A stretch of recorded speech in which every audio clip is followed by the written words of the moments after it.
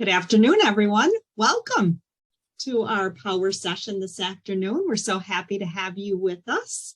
And this afternoon, we're going to talk about chronic absenteeism and why are so many students not in school. Terrific, and thank you, Betsy. So I'm Penny Ciabieri, and as it says right there, I guess it's true, I must be the founder of PLC Associates.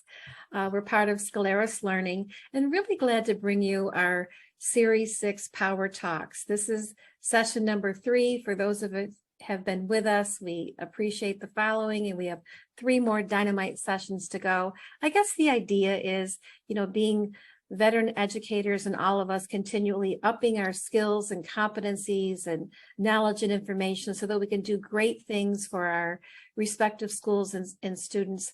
Hopefully this provides relevant, timely information that we can use. We will be posting all of our Power Talks on our YouTube channel, so please check that out. And in commitment to again, making sure that collective efficacy is always going in the right direction. After each session, we'll make sure that we send you some power tools so that you can take this information and go further. I'm so delighted to be able to collaborate with the very famous, and that's true, Betsy Connors. So Betsy, a little bit about your background. Thank you, Penny. And so as you can see, I have 36 years in the field. As a teacher and a principal and an assistant superintendent, have worked with alternative education students, started a program around alternative education, and really have worked with parents as well. And so this topic of chronic absenteeism is near and dear to my heart. And when you see that quote, "What's within you is stronger than what's in your way," for many of you, chronic absenteeism is what's in your way, because if you can't get students in the seats, you can't teach them. And so we're hopefully going to give you a few nuggets today that you can go back and use right away, because we recognize how valuable your time is. So we appreciate it. So we start with talking about the facts about chronic absenteeism. And many of you know this already, but this is from attendanceworks.org. And if you haven't checked out that website, there's your first nugget for today. Please be sure to do that. Think about that. Think about it. The definition of a student missing 10% or more of the school days for any reason, unexcused, excused, or suspensions. And when we think about that, we also need to think about the fact of what does that do to our students? Well, they cannot read on grade level by 3rd grade if they've missed a large number of days. They can achieve academically in their middle years, or will they stay on track to graduate from high school? And I honestly had a student who was in 3rd grade that was reading far before, and this was before COVID, below grade level. And when I sat and talked to the parent and brought up the data and showed them how their student had missed over the equivalent of a full year's a number of days of school. So this person was at 224 days of school that they had missed. Penny, imagine that as a parent to see that. And the mother said, "I never looked at it that way." So again, when you think about this, think about those key questions right now, that as we're finishing up our first 10 weeks of school, do you know what your attendance rate is for this month of October 2022? And do you have something to compare it to? Can you compare it to COVID years, but also the pre-COVID years? Is everyone in your district, is everyone aware of the students with patterns of chronic absenteeism? And is there a written protocol or strategy for improving both the whole school attendance and individual student attendance? And Betsy, as you go through these, I didn't mean to step on you there. Oh, good. Yeah, so as you go through these key questions here, I'm just wondering, in each of our schools, and bringing this to the forefront of our discussions, is attendance something that's sort of passé? We know it's important. Are there particular strategies to make sure our students are in school, or are we counting on the someone else, right? Or the team that does this? So it's the attendance team, or it's the guidance department, etc. So to make this real, I mean, as educators, when we look at some of those bullets, the chronic absenteeism that's prohibiting students reading at grade level by grade 3, and to be able to track longitudinally their colleagues. There are lots of research articles out there to suggest that unless we nail this in the early years, we're really risking students staying on track for graduation. So I think one of the things that we like to bring to you in Power Talks is to provide you with substantial information to say, if needed, hey, colleagues, we need a wake-up call here. Yes, we're working on teaching and learning and pedagogy and curricula, but let's make sure we look at the foundational component of, do we have, as Betsy said earlier, our students in seats? And then that final point here at the bottom, are you sure about each one of these points? If there's not a written protocol, a pro forma, or you'll see as we talk a little bit deeper into our session today, an infrastructure to support this, essentially what you have is we hope it'll change, and that's about it. It's not going to be systematically leading us to the right situation. This infographic here, I want you to really look at for just a minute and be thinking about your district and your schools. Are we able to say confidently that we have addressed each of those circles? Physical and emotional health and safety, belonging, connection, and support, academic challenge and engagement, adult and student well-being, and emotional competence, so that we get to relationships that are essential to the positive conditions for learning, right? We have to teach students before we can teach content. So think about that, it's our think about there with name one highly effective practice that your school or district has in place to support each of the 4 circles. Because again, we know to get to that place in the middle, we have to address all 4.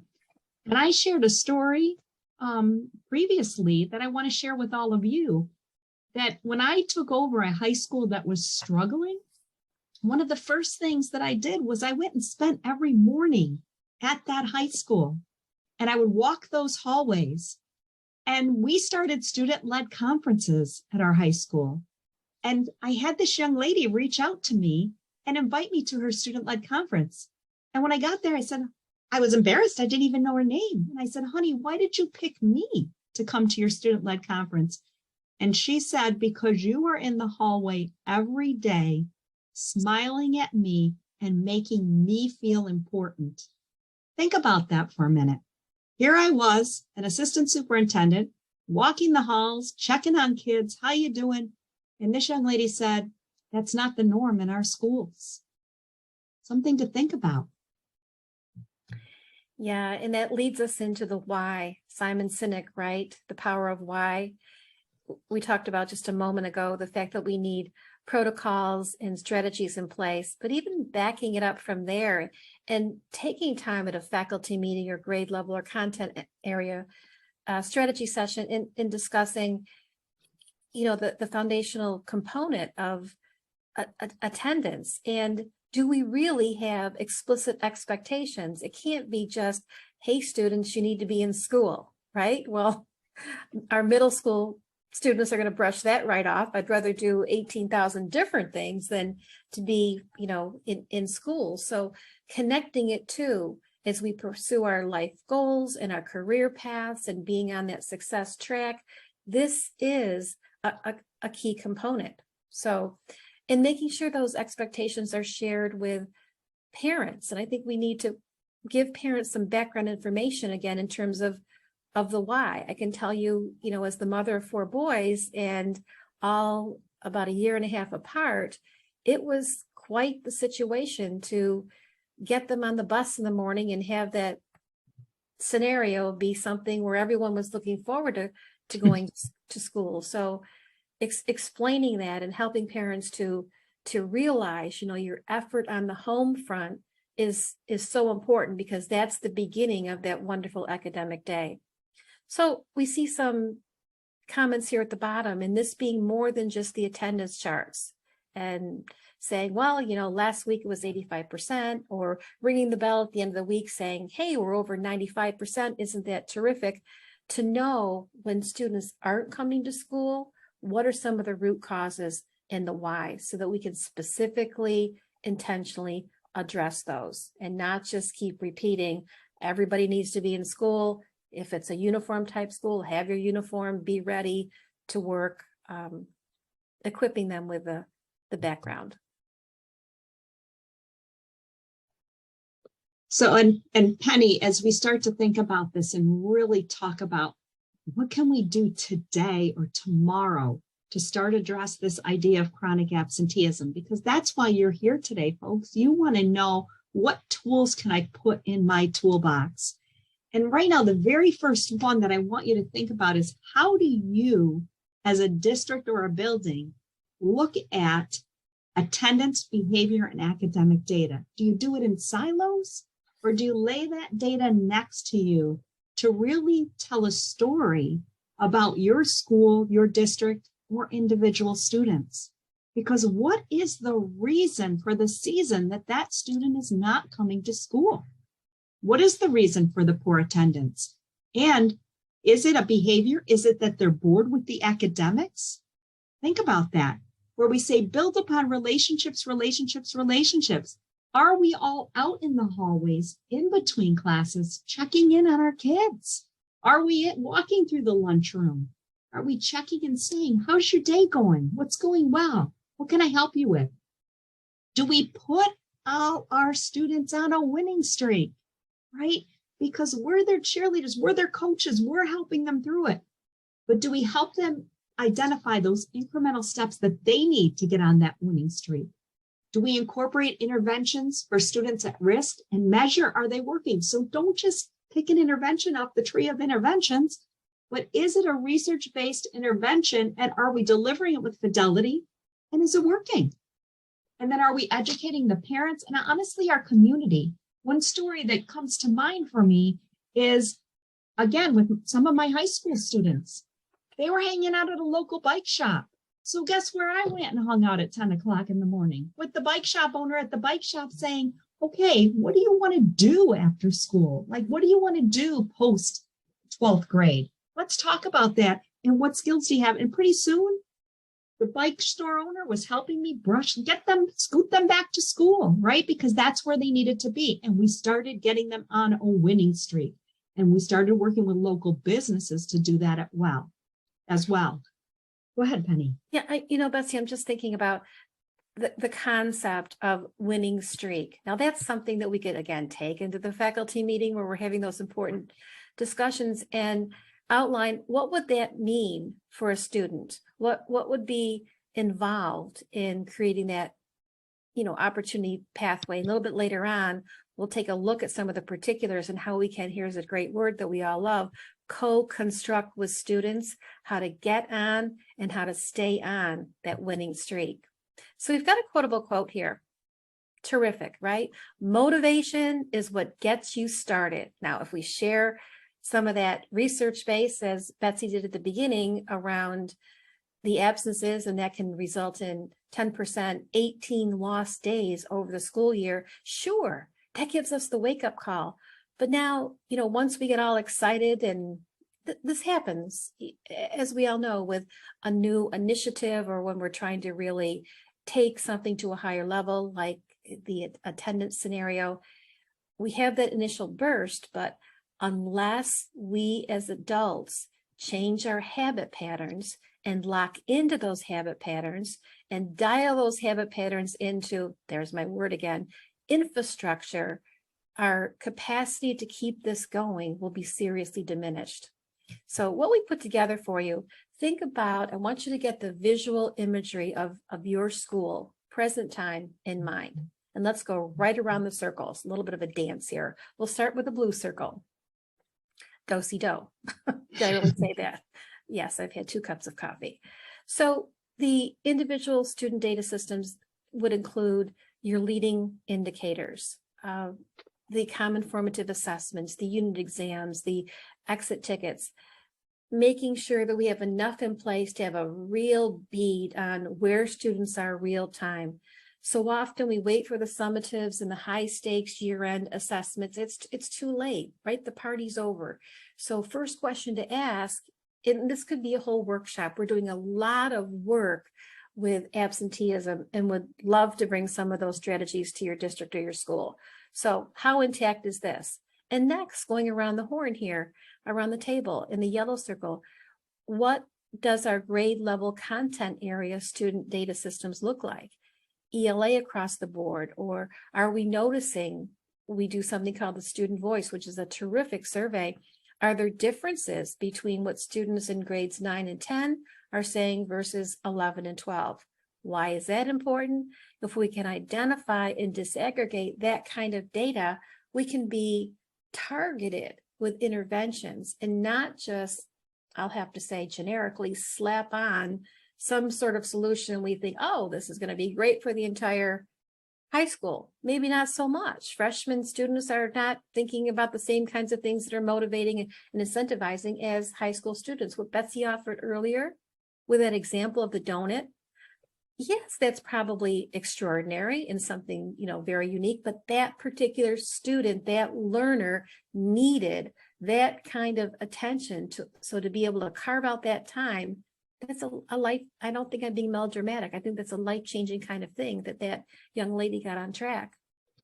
And then at the building level, I really hope that we are looking at this information in our faculty meetings or whenever we have those gatherings.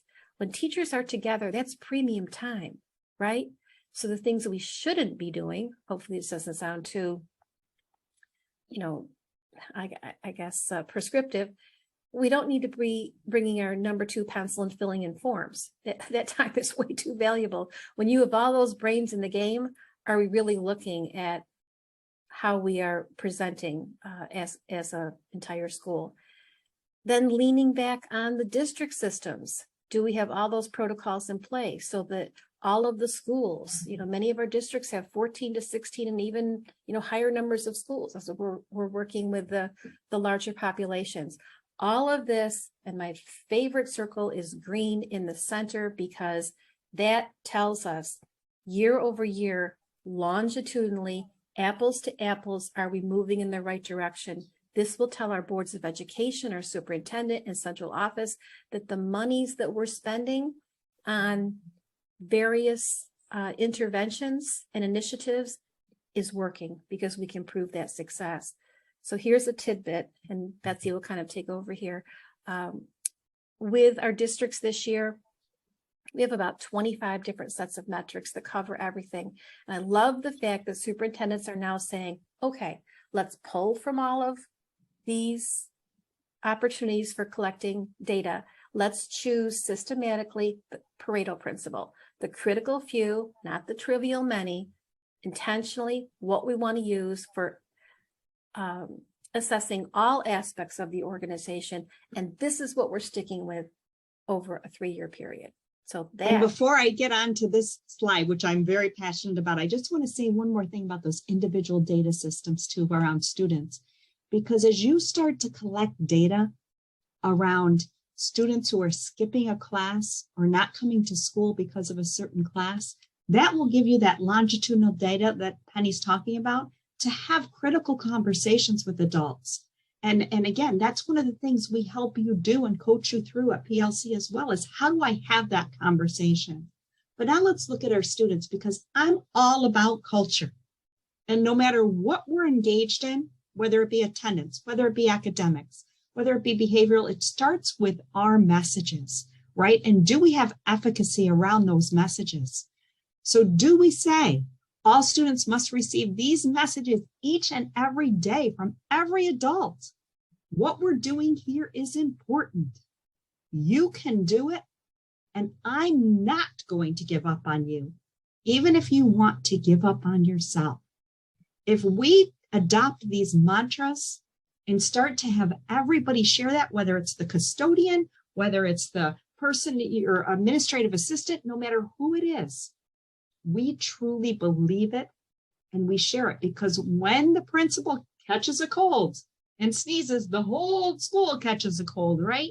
So let's use our powers for good and make sure that those messages are sprinkling out to all of our students and they hear them on a regular and consistent basis, because you're starting a movement that will change how our students view our schools. And, Betsy, as we talked about in our morning session, I think some of our attendees were smiling a little bit in the chat box. You have to be a little bit edgy and courageous sometime, right? When we're in their leadership position to get the movement going.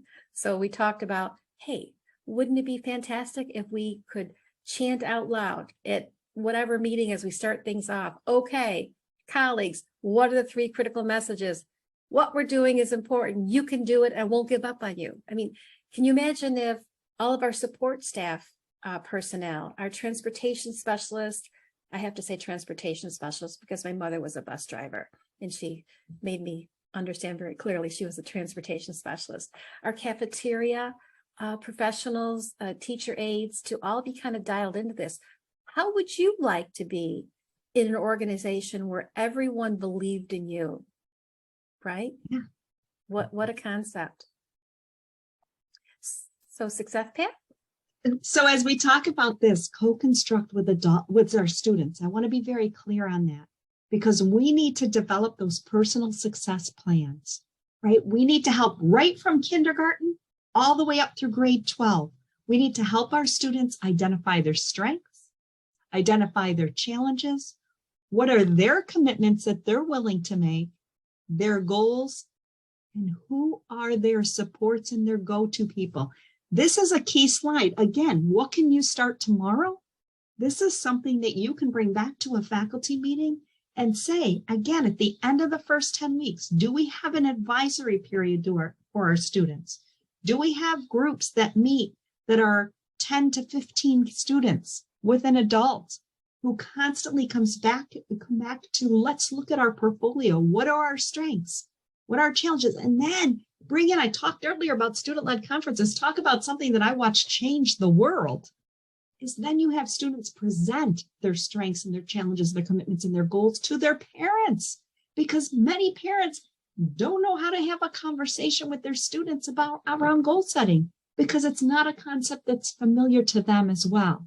So this work is so exciting, and it's something that you need to put some structures in place, but it's not something that requires 3 years of planning to do with fidelity. I'm glad you're making that point, Betsy, because when we talked about earlier the winning streak, wouldn't it be, can you imagine if, I'm thinking my 4 boys again, just what if they came home one afternoon and said, you know what, I'm on a winning streak in my classroom. And oh, by the way, Mom, I have a personal success plan. And did you know, here are my 2 or 3 support people. Just as a concept, this is something, Betsy, you're right. It's very easy to introduce. And one of the areas maybe to take it to a next level is what if, after we co-construct this with our students, and it has a huge ROI, right? Return on investment with very little time and energy going in, then committed to an infographic. So can you see students who have, a large piece of chart paper or something cardboard that they can put in their room or keep in their portfolio, whatever, and they've listed, I'm really good at these things. I'm not so good at these things over here. They're challenges, not there, right? Carol Dweck, yet. But then with the support people, I have this vision of stick figures or cutting out the faces of various people in the school.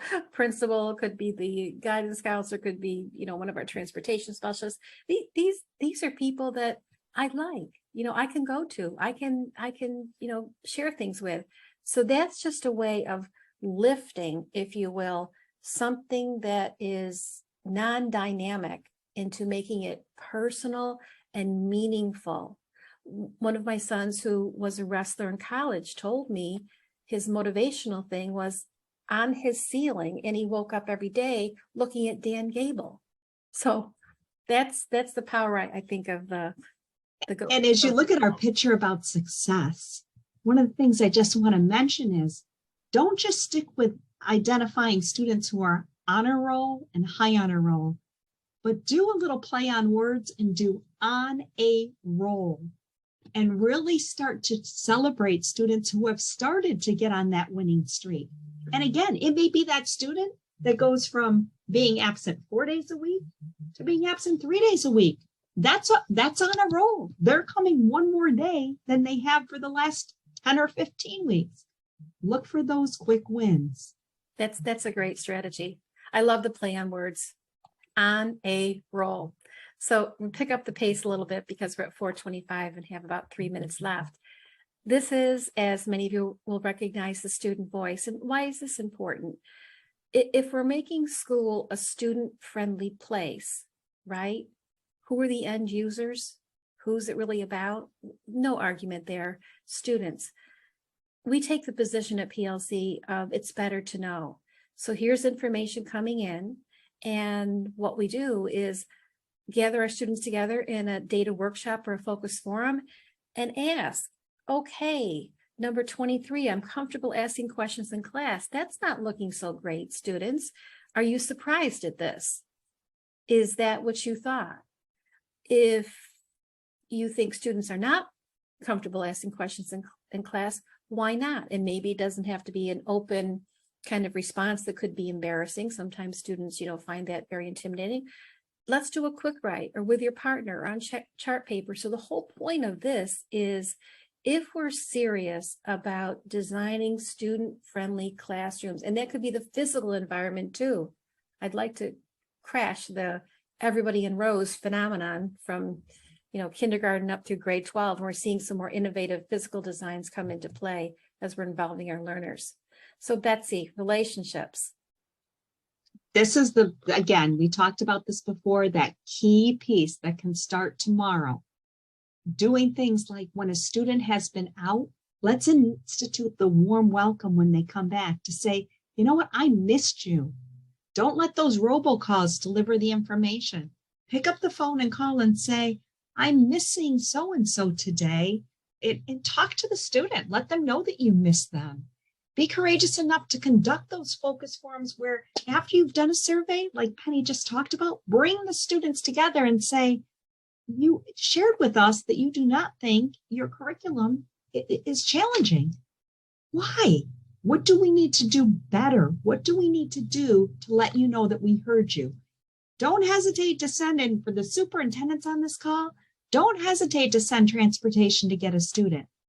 Because again, is there a cost to that? Absolutely. But there's a greater cost to not having that student in school.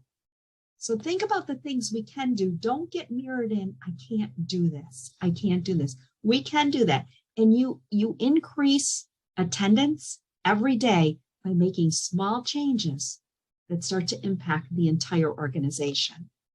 And I'll give you an example here. This is the warm welcome. What's it like when we're in a group and people use our names? So if I'm to say, Betsy, what a great point, or building upon what Jerry had to say, we kind of light up inside, right? So the warm welcome, stay with me, people, is something that we can practice. And I'm going to give you an example, a non-example of a warm welcome. This is a true story. When we were doing an assessment of one of our New York State schools that was on the accountability list. And I said to the principal in the morning, let's kind of go through the morning routine with you. So he positioned himself at the double doors, which I would expect. And the kids are pouring in, with their backpack and such. And it was in the middle of the winter. So kids are all bundled up. And this is what he did. He crossed his arms and he would look, at each student coming in and saying, hat off, backpack, hoodie down, don't wear your hat backwards. I was thinking, this is egregious, to the point where, it really wasn't my role to say this, but I did, pulled him aside and said, let's just have a conversation. That's about the polar opposite. Now, what does that do to, no matter what level you are, as a student? That's going to crush the elementary kids. High school kids are probably going to go in the opposite direction and say, just dismiss this person, he's not important. But the opportunity that comes from that truly warm welcome, where we are using students' name and putting just a little bit of energy into it. So Betsy, I think we'll end on this. So again, as you're looking at your interventions, remember that what are our universal, what are our tier 1 that all students get? What are we committing to? What are tier 2, those wraparound services that start to be in? And then what are tier 3 that may need to involve outside agencies to help us to really get that student on that winning streak? And this happens to be, this infographic is from the state of New Jersey. The state of Colorado has great stuff. New York State has great stuff. Don't hesitate to look at what the research is out there and how we can help you to craft what the plan needs to be for your building or your district.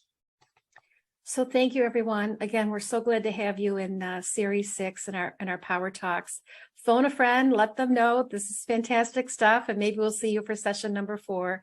It's all posted on our website.